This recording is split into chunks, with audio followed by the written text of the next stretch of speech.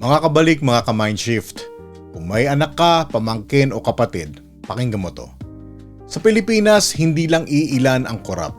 Mula sa politiko hanggang sa ilang ahensya, pati proseso parang ginawang negosyo. Sobrang bagal ng lakad ng papel, ang daming pirma, ang daming pila. Tapos pag may padulas, biglang bibilis. Hindi yan aksidente. Kapag mabagal ang sistema, may kumikita. At habang may kumikita, may batang humihinto sa pag-aaral kasi kapos. May nanay na umiiyak sa ospital kasi walang maasahan. May tatay na lumulunok ng hiya kasi kulang ang ulam. Hindi lang pera ang ninanakaw, kinabukasan ang ninanakaw. Mas masakit pa, hinahati pa tayo. Kulay-kulay, kampi-kampi, Marcos, Duterte, Pink, kung ano-ano.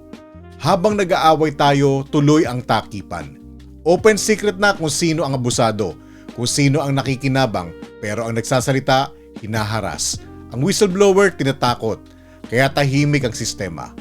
Mga kabalik, mga ka-mindshift, kung aasa tayo sa politiko lang, mauubos lang tayo.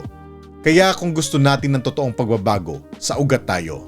Yung matatanda sa politika, parang lumang kawayan. Kapag pilit mong binend, mababali. Pero ang bata, sariwa pa. Kayang ituwid, kayang hubugin. Kaya balik values tayo.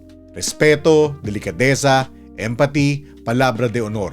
Hindi puro sarili, hindi puro kampe. Isipin ang kapwa, isipin ang bayan. Kabataan ang pag-asa ng bayan, pero tayo ang magtuturo. Sa bahay magsisimula, sa araw-araw, sa simpleng tama kahit walang nakakakita. Kung gusto mo ng Pilipinas na may hiya at pananagutan, i-share mo to at mag-comment ka sa bahay namin. Balik Values.